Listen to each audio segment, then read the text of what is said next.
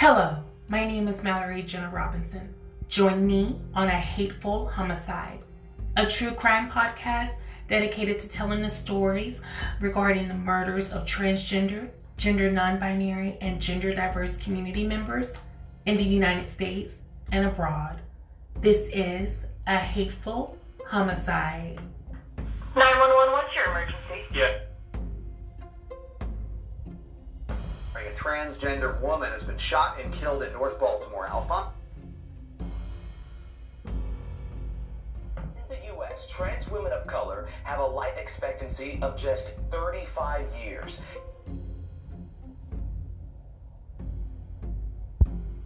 This happens on a daily. Another one of my friends got killed right up the street from here. These cases are true. The victims are real, and their voices matter. This is A Hateful Homicide.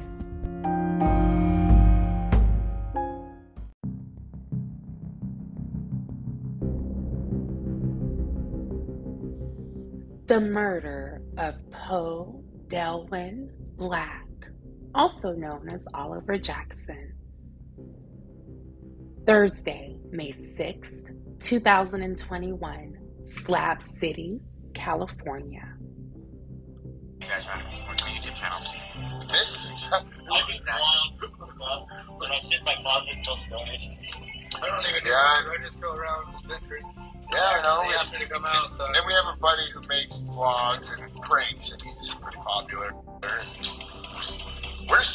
He came here twice, and he made awesome videos with Jerry. And I know. 2 months. I don't know if people are here for the pictures or Jerry's or whatever. I know Lerp always makes friends with tourists, that.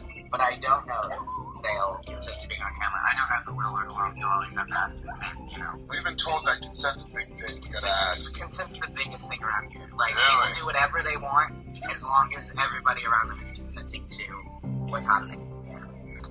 Like huge. What was your story about? Like, what happened? So, my fiance and I got here, my partner and I got here a month and a half, 2 months ago, I think, and 3 days after being here, we were, we had set up our camp and we were now bored and looking for stuff to do, so we wandered into the Handlebar. We'd never been in before. It was Rocky Horror Night, which is what they do every Wednesday. They play the Rocky Horror movie, and the bartenders do drag, because it's a gay club. It's just what It's a gay Rocky bar. Horror Nights do. Yeah, and it's, so it was so fucking fun, and we did acid with Lerp. Never met Lerp before. Did acid with Lerp. And I start meeting all these people, and like everybody is just instantly like, I love you, and we're like, I love you, and it's like this whole thing. And I was not in there at the moment. I had gone out to the desert with 3 people looking for a backpack I never found. When I got back, shit was going insane. I walked into the bar and somebody was like, yo, it looks like a prolapse out there. And somebody was like, what? And it was like, yeah, his like guts are hanging out. Oh, no. And this dude, Zachar, had like stabbed himself. Himself? Himself. He had like Gutted himself? Yeah, that's what Sam like. So it was weird as fuck. He was really schwilly. He was fucking drunk as What? fuck. Drunk as fuck. Dude, schwilly? That's a great fucking word. I don't like that. Yeah. So what had happened was, he was like talking to this guy, Dolphin, who's not here anymore and not welcome. But he was talking to him, and he was like I don't know exactly what he was saying, but he was getting like weird and like transphobic. He was talking about like confused people and like gender fuck shit. And he like, I don't know exactly how it went down. I know Dolphin wound up getting shot in the arm with a BB. Like a pellet gun, and it went septic, and he almost died. Oh, shit. Is there like a doctor in here? Like is I hope there's any slab doctors, brother. I don't know. Is it a doctor? And so Cracker like pulled out his knife and according to him, and these are words I heard him say, he said, I looked up and saw nothing but friendly faces. Yeah. And he was like, but I have this knife now, and somebody has to be stabbed, so... What? Yeah, that makes sense. Oh, I gotta stab somebody, so I might as well stab myself. It was a lot. Like, he doesn't live here. Sounds like a lot. Like, I met him later in another bar, and he was like, I just stabbed myself again. Oh, so he lived?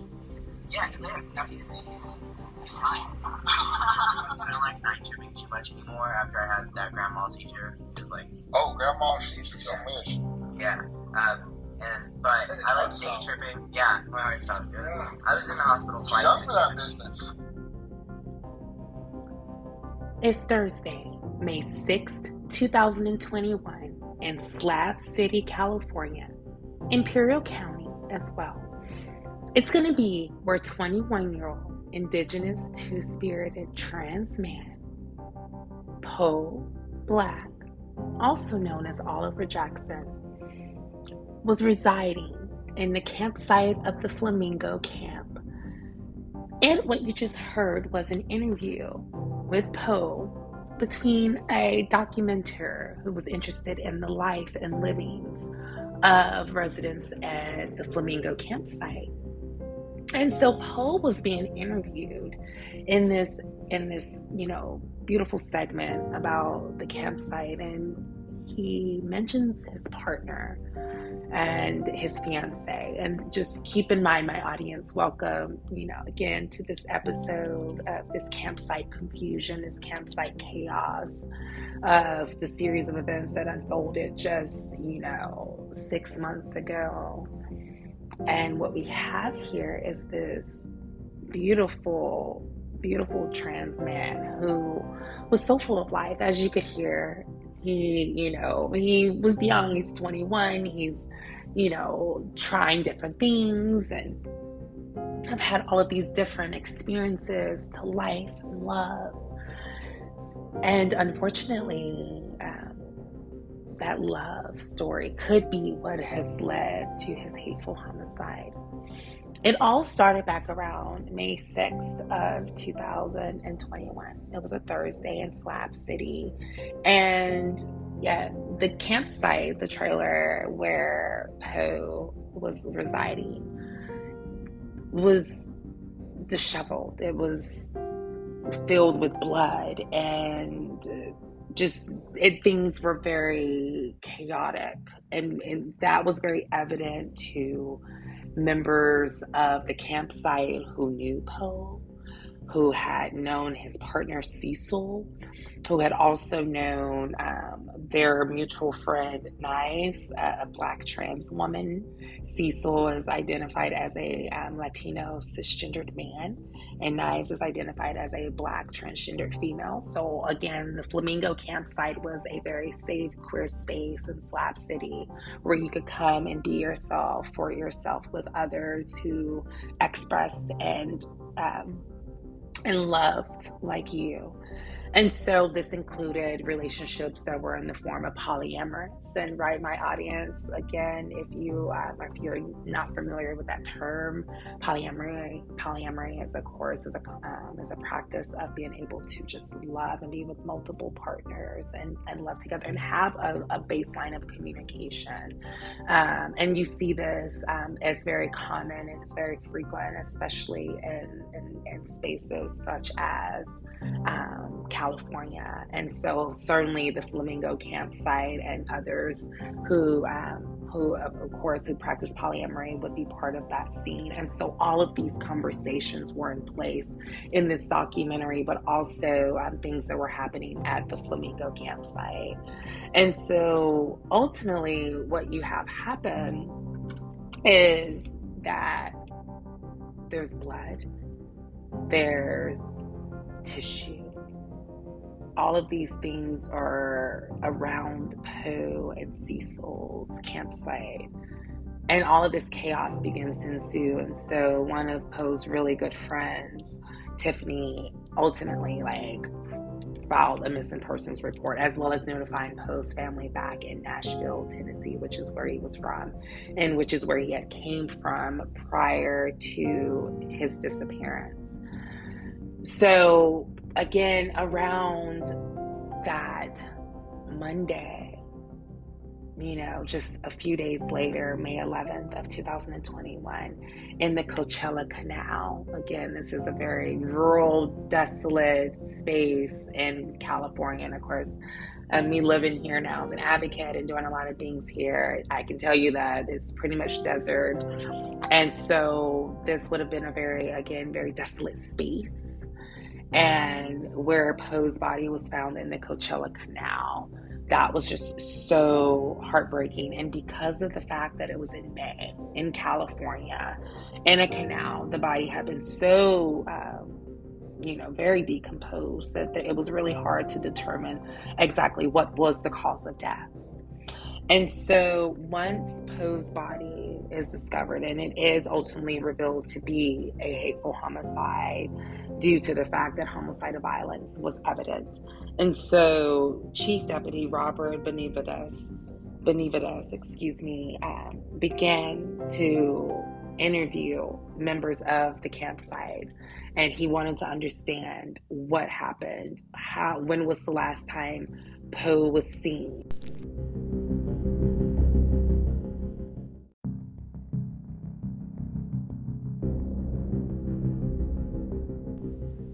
Welcome back, my audience. Thank you so much as we took a little break there.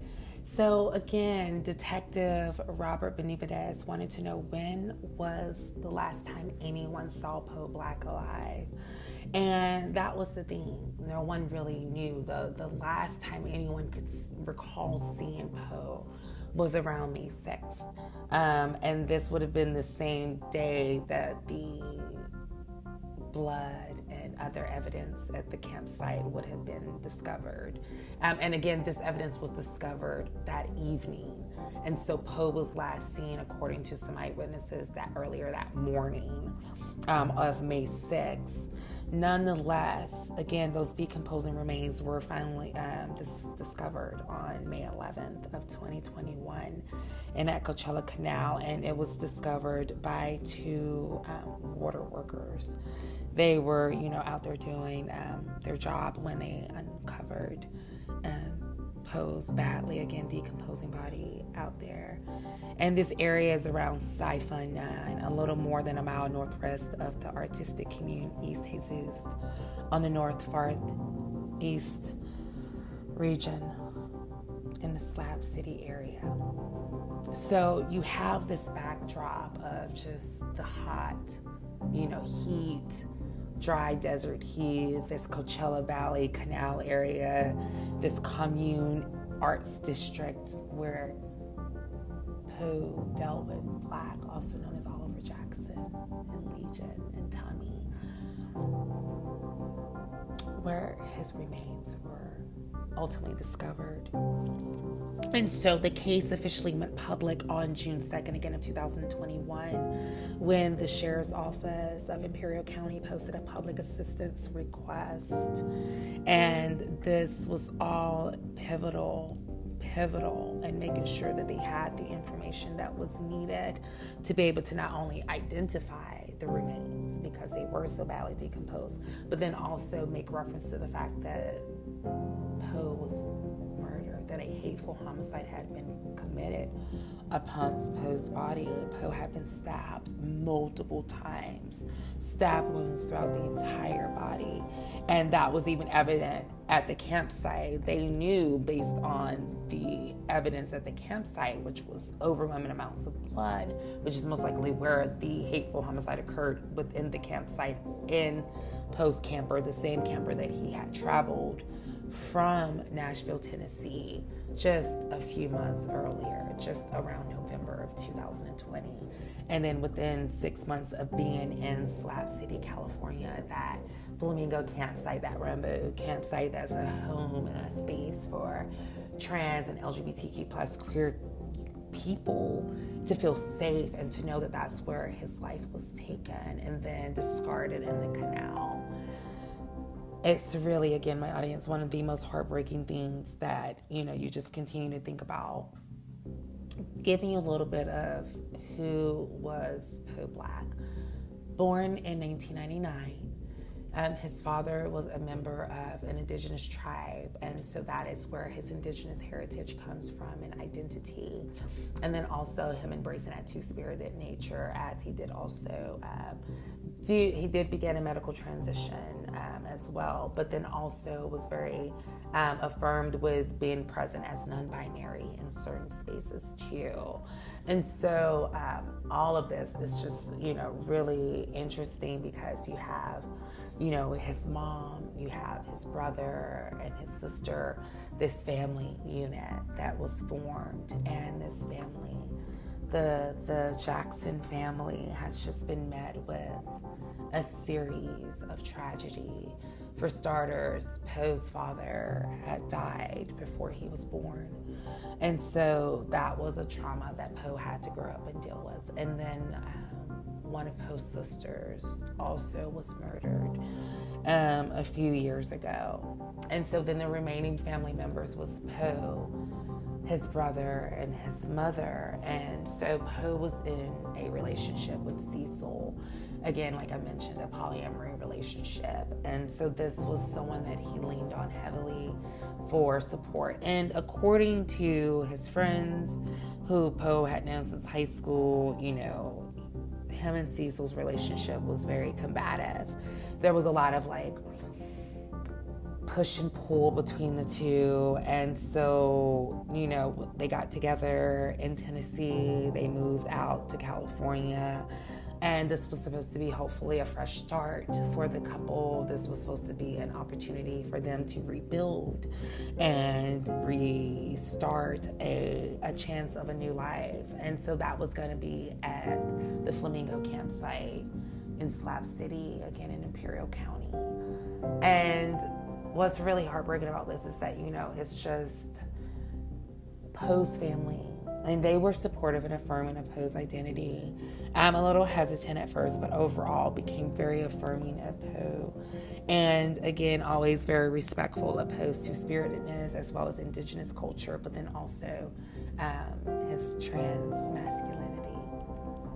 And so, when you think about this case where it's involving Poe's partner, potentially, and then you also have potentially a Black trans woman who goes by the name of Knives, who is also potentially the third party, and when I say third party in the polyamory relationship, as well as a participant or person of interest in the hateful homicide of Poe Black. In this campsite chaos where, this is supposed to be an LGBTQ safe space in Slab City. This area is near the Mexican border.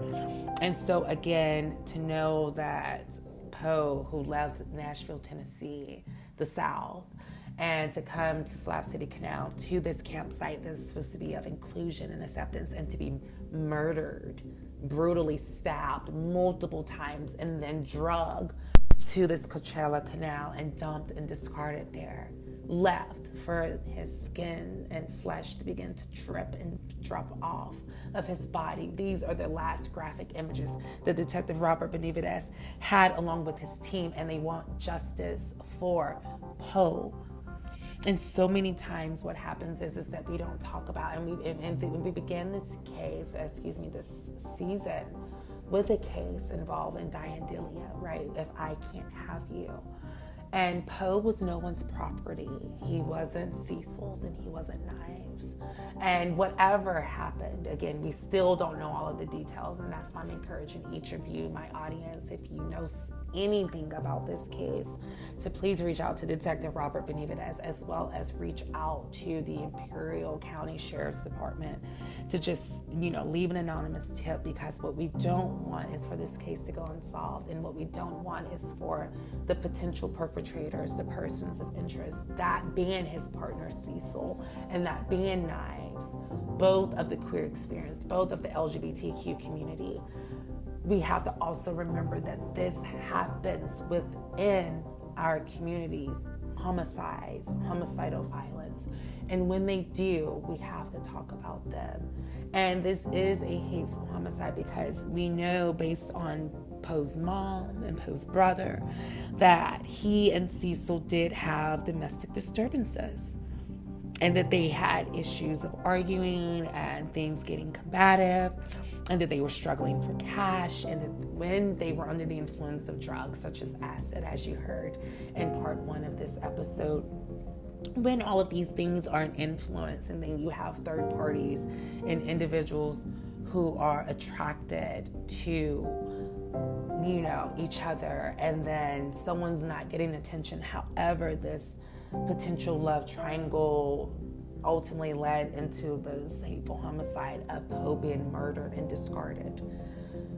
Did both participate, Cecil and Knives? Was it just Knives? Right now, the initial interest is Knives, just because Knives was kind of more in closer proximity of the time frame of when Poe was last seen, as opposed to allegedly Cecil already had left the campsite, supposedly. However, there is suspicion that Cecil is at the very least, in conjunction and in support with Knives and helping dispose of things and just helping Knives hide out and all of that. So there's still that element of Cecil's involvement as well. But we also just want to make sure that we understand that trans men, trans women, non-binary folks can get into relationships just like cis folks and be victims of intimate partner violence and domestic violence. And when this happens, and when you have these backdrops of, trying to rebuild and restart and get into spaces where other people are involved. This campsite has over 50 people of queer experiences. They're in a polyamorous relationship. And so you have multiple people involved in this relationship between Poe and Cecil. And when they get to Slab City, this opportunity again to start over, just within 6 months of being there, one of them would be dead. And that would be Poe. And again, what's just heartbreaking is that this family has been faced with multiple tragedies, the death of Poe's sister, the death of Poe's dad, and now himself. So now you have this family of 5 that is now a family of 2, and wanting to seek justice for Poe and seek justice for Oliver and everyone who loves and loved on Poe. There needs to be a resolution. And so again, if there's any information that you all have, please let the Imperial Sheriff's Department know. I also wanted to add that due to the deteriorating state of the remains from heat and water, a few cuts on the body were initially thought to be post-mortem injuries sustained in canals traveling at high speeds, such as cuts inflicted by a rebar or the general violent nature of thrashing that a body can take in a high volume canal like the Coachella Canal, which is eastern Riverside County's main source of its Colorado River water. However, under close inspection, according to the LosAngelesBlade.com, during a scheduled autopsy, multiple stab wounds, were found on Black's remains. Benitez is still narrowing down when investigators believe the homicide occurred or any timelines associated with the knives, as well as when Black's partner left the scene. So again, it appears some in the Slabs didn't learn of Black's murder for almost 2 weeks after his remains were pulled from that Coachella Canal in Cypher 9. One source who has spoken with the newspaper on several occasions said that Black's partner was interviewed about the homicide and shown autopsy photos of Black around May 23rd, just 12 days after the hateful homicide, or especially 12 days after the body was discovered. Especially concerning the fact that a lot of sources believe that Poe was murdered on that Thursday, May 6th, when those bloody items were found at his campsite. And all that chaos began to ensue, and a missing persons report began, and then ultimately his body was discovered floating in that high-volumed canal, badly deteriorated. However, there still hasn't been a revelation about the number of knife wounds or what was the lethal strike, but we do know that Poe was stabbed at least up to 20 times. To that end, Knives and the partner have been named as persons of interest. And again, that partner's name is currently known as Cecil. And their currently last known whereabouts were between Oregon and also a little bit in the Los Angeles area. So Knives is allegedly in the Portland area currently, and Cecil is currently somewhere in the Los Angeles area, which is one of the reasons why I wanted to share this case for my Los Angeles community audience as well who's listening. You know, one of the things that Poe's mother, had stated was that she had been worried about the violence between Cecil and Oliver for a while. Black's brother had brought up suspicions about it before they left Tennessee. One of Cecil's roommates who witnessed a fight between them had spoken with Poe's mother, Hashtali, as well as people who saw the violence firsthand in Nashville, Tennessee, where they were living, with Black always being on the receiving end of that violence. Black and Cecil's troubles seemed to have followed them to Slab City, adding that her contacts had told her that there were domestic violence issues ongoing, polyamory, open or non-monogamous romantic and/or sexual relationships between Poe, Cecil, and Knives. And even though Hashatali spoke very often with her son on the phone in the weeks before he would be murdered, Black never led on to any major issues between him and Cecil.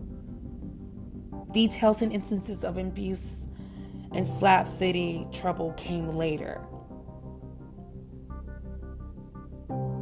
Hashatali did mention that she met Cecil, who started a relationship with Poe around April of 2020, just a little bit of a year before the hateful homicide. And she knew of some of the tensions, but not much of the tension that was going on in Imperial County. Described as very outgoing and happy and jolly, quote unquote, Poe very much was somebody who would not want anyone to be worried about him. So a lot of what I heard was actually from his friends in Slab City telling me what was going on after he passed. And that just lets you know that Poe did not want his mother, who was also, a survivor of substance abuse, as well as his brother, and mental illness. I think Poe just didn't want to worry them. He just did not want to overwhelm Hashtali and his brother. And that is why, and we see this in a lot of cases of domestic violence and intimate partner violence, where people just don't want to say anything. There's this sense of shame and blame on ourselves, on themselves as well. And so this happens in situations of intimate partner violence and domestic violence. And so to know that Poe's mother, Oliver's mother, had not been aware of the violence that was happening between Knives and Cecil and Poe in Slab City until after the hateful homicide is not shocking, especially considering the fact that Poe would have wanted to keep up the pretense that everything was okay, even though they weren't. When we think about the timeline again, Detective Robert Benavidez says that Knives left Slab City definitely around May 23rd. And again, Cecil was initially in the Bay Area and then made his way down to Los Angeles. It's really important to understand that Poe Delwyn Black was the second known trans homicide in Imperial County in 2020. Also in that same area was that of our trans sister Marilyn Monroe Cesares, a beautiful trans Latina who was found murdered along the vacant lot on the east side of Raleigh in July of 2020, just a couple of months after Poe's body was discovered in the Coachella Canal. 2020 was a deadly year. As you heard in our previous case, we had Bella Pugh, who was brutally shot. And then, of course, we had, Poe, who was murdered in May of 2021, just 6 months after Bella Pugh.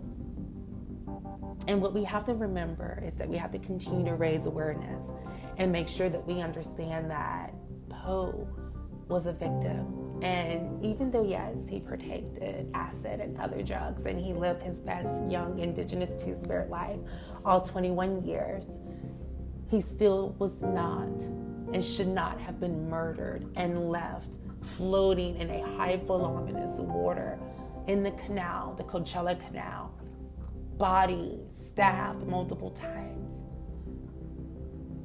left like trash. And what's sad is that you have these two people who supposedly loved Poe, who was supposedly a friend and lover to Poe, and they won't even speak up, and they won't even come back and speak with Detective Robert Benavidez. Why? What do you have to hide? The campsite was Poe's.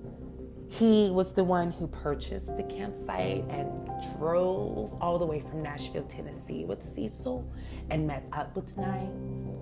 They all shared the space, and then you all murdered him, possibly, allegedly, and then just dumped him in the canal.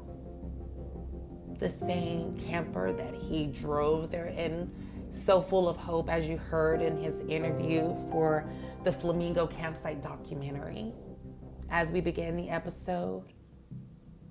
And then I also just want to give kudos to another podcast that I stumbled across, part of the True Crime Paranormal on YouTube, and these two sisters, and they are just amazing. And I mean, you can definitely find them on YouTube, but I definitely just want to share a little bit. They are the ones who definitely catalyzed this case on YouTube to give it more visibility, and so I want to definitely acknowledge them and the contributions that they've made as two cis women and cis white women at that. So again, we also have to give a kudos to our allies and our accomplices and their willingness to make sure that they were saying Poe's name correctly and the partner's name and pronouns. I watched this over and over, and I just thought that, this was just so important. I also just wanted to add that Knives does also go under the name Mistress or Sonia Renault. And so just wanted to give you that as well. And maybe driving an older model Honda Accord. It's a gray model, maybe like 1990, 1992 Honda Accord 4-door sedan. But I also wanted to just take a moment and just kind of give you all a little bit more of context into this hateful homicide from the perspective of podcasters and sisters from True Crime Paranormal. Partner, but it's a non-binary identity, and we don't know if this is actually a legal name, and that is Cecil Arnett. But we don't know if that's a legal name, if that person, still uses that name. There had been potentially some violence between Poe and Cecil during their relationship prior to going to Slab City. That was reported by some people that had saw some things going on there. They also were in a polyamorous relationship, and potentially Knives was involved in that relationship. And so it might have actually been Poe, Cecil, and Knives were involved romantically with one another. And that may have something to do with Poe's murder. But we don't really know. A lot of this is conjecture. Right. Yeah. The details get pretty sketchy. but we want you to know about this person, and we've got to get the word out. That's the only way that change happens, that growth happens, that more information comes through, and we're committed to seeing the resolution of this situation. Poe is a pretty vulnerable person, a trans person living in Slab City. Poe is also Native, and so we have considered this an MMIW case because Poe is Native, and we know that the trans community is much more vulnerable, particularly the trans community of color is much more vulnerable to violence and to murder. And we want to bring that to light, and we want to continue following this case in hopes that a resolution will be found. We don't want anybody out there thinking it's okay to kill anyone, but to kill trans people, to kill people of color, we're just trying to put the word out as far as we can. Well, and shine light on places that aren't getting enough light. Yes. And yet again, this is a signal boost for Poe's case to try to get more awareness, more recognition. We have never caught more hate than we have than on Slab City cases. And so, if you need to come and leave your salty comments, I guess just go for it. But this isn't a commentary about Slab City. It is a commentary about someone who was murdered, who deserves to have some justice. And I think more so in this case than I've ever seen, people coming into YouTube and telling us exactly what did happen in this murder. And if you actually know, please contact the Imperial County Sheriff's Office, because everybody seems to think that they know what happened to Poe, and yet nobody don't seem to have that information. Yeah. Or as much as y'all think that you know about this case, it's kind of shocking that the police haven't been made abreast of that. Right. Yeah. Don't tell us, tell them. Tell them, yeah. Or do tell us and tell them. Right. I mean, it's fine to tell us, but we've had a lot of, so this exactly happened, or this is what happened. Well, great. If you know, if you have information, go report it. Let's get to the bottom of this. Let's get some closure for Poe's friends and family, because that's all they want. They want justice for the person that they love, and to feel like the person that killed Poe has consequences, is off the street, can't hurt anybody else. I mean, that's a big piece of it. I mean, a huge part of justice is making sure that other people are safe. Yes. And in this case, that should happen. It should. It most certainly should. It most certainly should. Thank you so much, beautiful, beautiful sisters. Again, you can follow them and subscribe to their YouTube channel, True Crime Paranormal. My audience, as we prepare to conclude this case, I just wanted to again say thank you all so much for tuning in and showing your support and just always helping me raise awareness. I see you and I hear you, and I just want to pose a question. Do you think that Knives and Cecil are involved in Poe's hateful homicide? This campsite chaos that led to such a gruesome discovery on May 11th, 2021 in Slab City, California. Please answer on Spotify. And to my brother, my amazing sibling, Poe Black, Oliver Jackson, we remember you. Yesterday, today, tomorrow, forever, and always. Born 1999 and resting on since May 6th, 2021. Again, thank you all so much, my audience, for tuning in. My name is Mallory Jenna Robinson. Thank you for tuning in to A Hateful Homicide. You can definitely follow us on Instagram at A Hateful Homicide, like us on Facebook at A Hateful Homicide.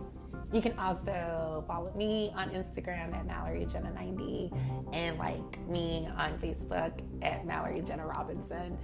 Please also use the hashtags trans awareness, true crime, Suspenseful Saturdays, Two-Spirit, Indigenous, Say His Name, Justice for Poe.